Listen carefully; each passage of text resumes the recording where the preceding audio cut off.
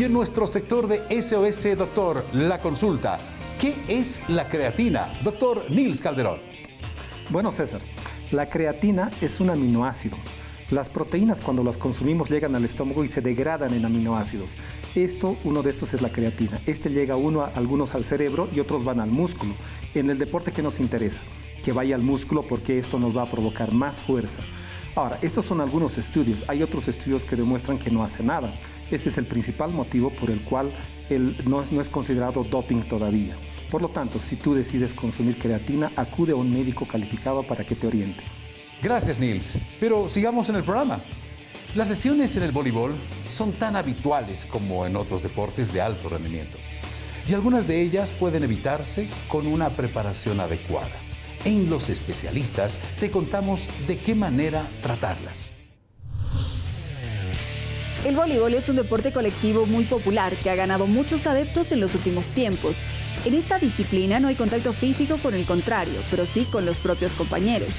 La superficie donde se practica suele ser el parquet, aunque también en algunos pabellones o centros deportivos se practica sobre el cemento o en la arena de la playa o playas artificiales. En este deporte pueden aparecer lesiones en los miembros inferiores, superiores o en la columna. Dependiendo del lugar donde se practique, pueden sobrecargarse en mayor o menor medida las rodillas y los tobillos, provocando las temidas tendinitis. El cemento y la arena de la playa se llevan la palma a la hora de provocar lesiones en estas articulaciones. En el primer caso, debido a la irregularidad de la superficie, y en el segundo caso, a la excesiva dureza, que hace resentirse a las articulaciones de carga, con los saltos de repetición o los traumatismos contra dichas superficies. Otra lesión muy frecuente provocada por las caídas en mala posición son los esguinces de rodilla o de tobillo. Debido al impacto del balón sobre los dedos de la mano, ya sea en el saque, remates potentes o en los bloqueos, es frecuente la presencia de lesiones o traumatismos en las pequeñas articulaciones de los dedos de las manos. También la columna puede sufrir importantes lesiones. El voleibol es un deporte de equipo. 6 en cancha con varios cambios. Puede durar de 1 a 2 horas y media en promedio. Como ven, es un deporte de largo aliento, por lo cual el estado físico, la concentración, el cansancio están presentes todo el tiempo. La falla de uno de estos factores puede llevar a perder el partido o a una lesión, que puede generarse en los partidos o durante los entrenamientos, siendo estos últimos, los entrenamientos, lo más frecuente.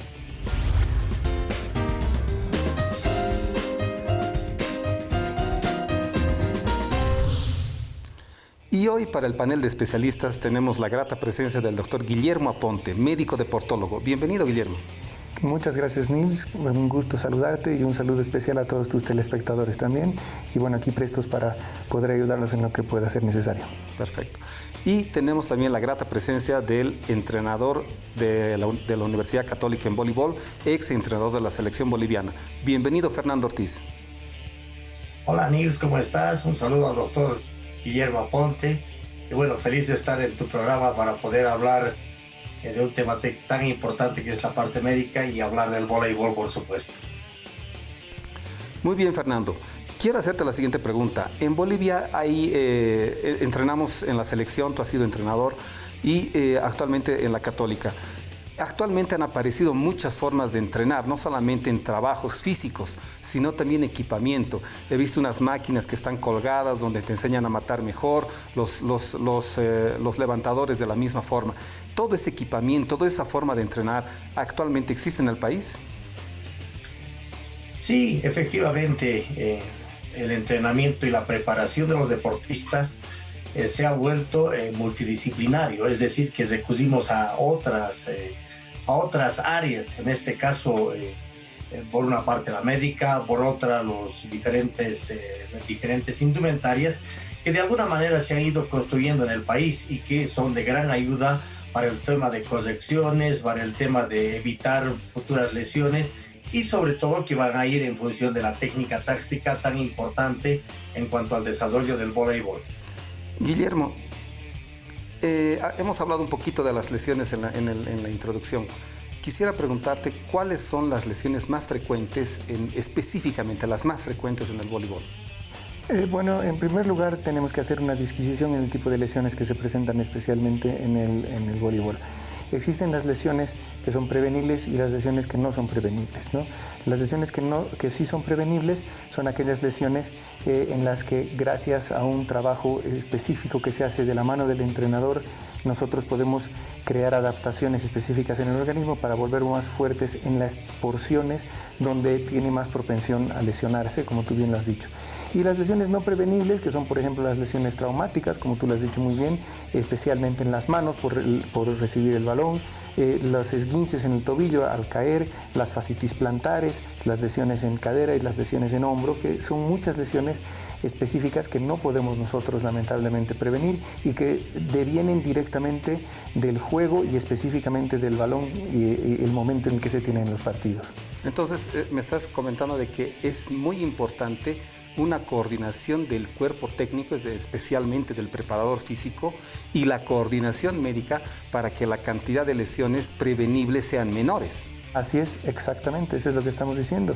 Este deporte, el voleibol, es un deporte que dentro de la medicina del deporte se caracteriza por ser un deporte aeróbico, anaeróbico alterno. Necesitas tanto del oxígeno como no para poder producir energía, pero es un deporte que necesita mucha resistencia, pero también fuerza, potencia y velocidad. Son capacidades que se entrenan distintas y estas capacidades generan adaptaciones en el cuerpo. Donde entra la medicina del deporte es en el análisis de cómo el organismo está aceptando estas adaptaciones para no producir sobreentrenamiento o infraentrenamiento y así poder ayudar al entrenador a sacarles el mayor rendimiento posible sin llegar a esa lesión.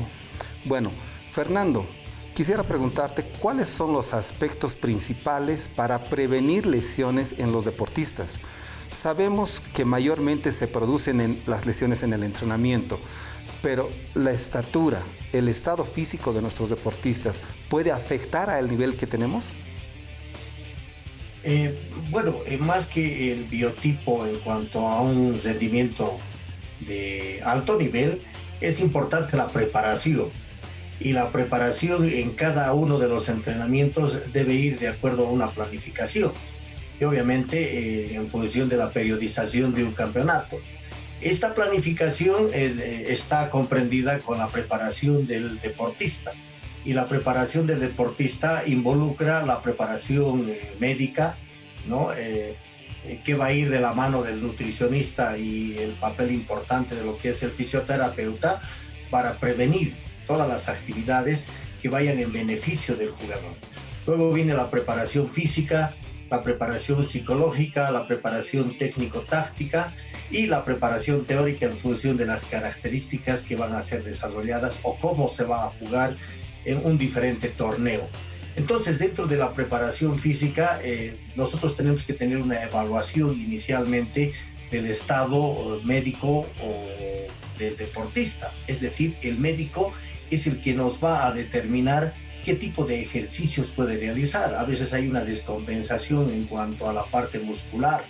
Entonces es así que durante la preparación física, la disposición de los diferentes estímulos, en este caso ejercicios y actividades, deben ir en beneficio de lograr, por una parte, el mejor rendimiento y por otra, la prevención de lesiones. Entonces la prevención de lesiones se va a realizar con diferentes ejercicios. Fernando, pero la estatura y el estado físico de nuestros deportistas nos ayuda no solamente en el rendimiento, sino también nos afecta en las lesiones. Sí, porque no olvidemos que mientras menos estatura tenemos, necesitamos tener un mayor alcance, por ejemplo, en el voleibol. Y para tener este mayor alcance recurrimos a diferentes ejercicios, ya sea con el trabajo de alturas, de alteras, en este caso denominada pesas, y el otro que es el tema de trabajo pliométrico, a veces con diferentes multisaltos o la utilización de bancos pliométricos. Entonces, en el afán de querer llegar y conseguir una mayor altura, es que empezamos a realizar diferentes actividades. Por ejemplo, hemos visto en muchos jugadores que independientemente del trabajo de la preparación, ellos recurren a otro tipo de trabajo, eso es denominado el entrenamiento invisible, y realizan las famosas gradas. Entonces están realizando una sobrecarga en el tema de los meniscos, ¿no? Sobre todo en el impacto, que tú bien lo puedes explicar. Muy bien, Fernando. Guillermo, en nuestro medio, en Bolivia en general, hay disciplinas voleibol, básquet, béisbol, etc. Pero lamentablemente lo que yo he visto, no sé, y lo que me cuentan, es que en este tipo de equipos y tal vez en el fútbol en categorías menores, no tienen un cuerpo médico, solamente tienen un médico general, ni siquiera un especialista, sino un médico general, a veces un fisioterapeuta, y tampoco se coordina un trabajo de equipo entre cuerpo técnico y cuerpo médico, y además no hay un trabajo coordinado, como escuchábamos. Tendríamos que trabajar el preparador físico con el cuerpo médico sobre todo. ¿Tú conoces algo de esto y además en cómo afecta esto en el deporte? Sí, tienes mucha razón. Lamentablemente en nuestro país tenemos una escasez de personal calificado bastante importante, especialmente en el deporte formativo y en el deporte de alto nivel, en todos los deportes, incluyendo el voleibol. Yo te puedo decir por experiencia propia que hay muchos equipos de voleibol que no tienen médicos, muchos tienen solamente un fisioterapeuta que los va a apoyar en alguna parte, y obviamente el fisioterapeuta tiene otra función y otro tipo de formación. Entonces, el trabajo del médico tiene que ir de la mano especialmente del preparador físico y del entrenador para poder tener buenos resultados. Y lamentablemente no tenemos la cantidad de médicos suficientes ni la cantidad de fisioterapeutas suficientes para poder trabajar, por muchos factores, ¿no? Incluido obviamente el factor económico de los clubes como tal, ¿no?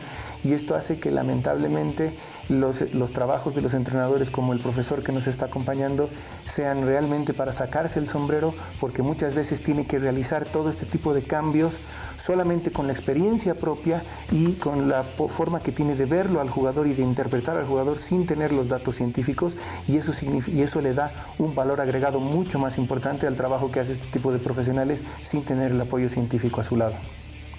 Gracias. Fernando, ¿cuáles serían las medidas de prevención para evitar lesiones y cómo podemos tratar las lesiones de estos deportistas antes, durante y cuándo pueden retornar a los campeonatos? Yo creo que es importante ello para tener una buena comunicación, saber y empezar con un diagnóstico inicial que nos vaya a ver hasta dónde podemos llegar, ¿no? Y en cuanto a la recuperación de lesiones, es importante también escuchar la parte de un profesional, pero en medicina deportiva, ¿no?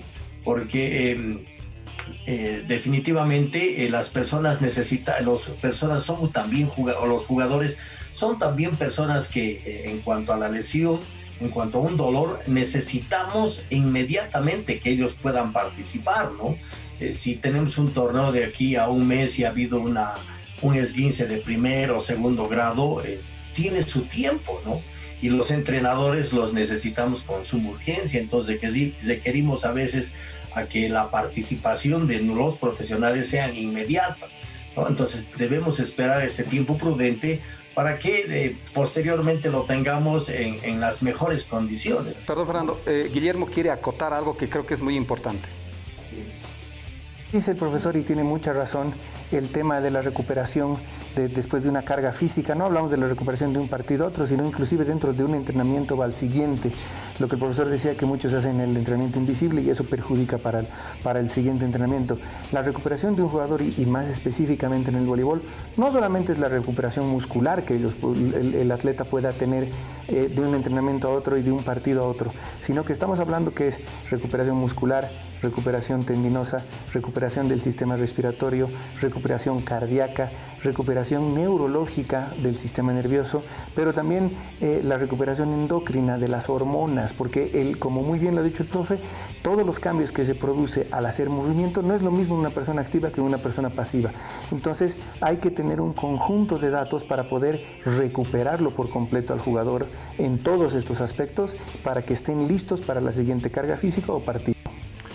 Finalmente, Guillermo, ¿cuáles serían tus recomendaciones para los clubes, jugadores, entrenadores, preparadores físicos?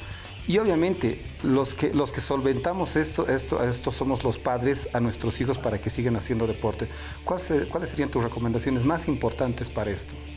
Bueno, la recomendación básica obviamente es que primero que nada, si es que se pudiera hacer por lo menos un examen médico antes de empezar a hacer un ejercicio del nivel que estamos hablando ahora, no un ejercicio recreativo solamente en menores de edad, necesitamos sí mínimamente primero un examen clínico médico antes de comenzar, ¿no? Finalmente, Fernando, brevemente, ¿puedes decirnos cuál es el papel de los entrenadores, preparador físico, para que el jugador vuelva más rápido al entrenamiento? La tarea del preparador físico será rescatar y tratar de colocar en las mejores condiciones. Y en el caso del técnico, relacionados con la técnica táctica del juego del voleibol, para que además estos desplazamientos nos puedan servir a darle una seguridad en cuanto a rescatar después de la lesión del deportista. Guillermo. Solamente para acotar un poquito lo que dice el profe, que tiene toda la razón, comentarles que en el campo de la medicina se ha avanzado tanto que ahora tenemos médicos especialistas, solamente rehabilitólogos, que nos van a ayudar a rehabilitar, como muy bien dice el profe, que trabajan de la mano con el preparador físico para hacerlo lo antes posible y lo mejor posible dentro de los atletas, ¿no? O sea, es un avance que, como el profe bien lo sabe, es de día a día en este deporte, ¿no? Perfectamente. Quiero agradecer mucho a los dos participantes. Guillermo, muchísimas gracias. Gracias a ti y un gran saludo para el profe y cuando ustedes lo dispongan. Fernando, muchas gracias nuevamente. Agradecerte, Nils, felicitarte por este programa, realmente es muy didáctico. Un saludo al doctor Guillermo y cuando ustedes me necesiten. Bueno, creo que de todo esto podemos rescatar, tal vez no específicamente del voleibol, pero hemos tocado un tema que es muy importante. Tiene que haber una coordinación entre el cuerpo técnico y el cuerpo médico. Lamentablemente en nuestro medio no tenemos un cuerpo médico bien establecido en la mayoría de los deportes y en la mayoría de los clubes inclusive. Y ahora inclusive hay un médico que está en el medio que conecta al deportista del cuerpo médico en su rehabilitación al cuerpo técnico. Y esto tenemos que trabajarlo. Entonces, hago mías las palabras de Guillermo. Cuando empieces a hacer un deporte con mayor intensidad, haz una revisión médica para saber si está yendo todo bien y no tener problemas después, que estos problemas son prevenibles. Gracias. Ahora nos vamos a ir a un siguiente sector. Nos vamos a un corte.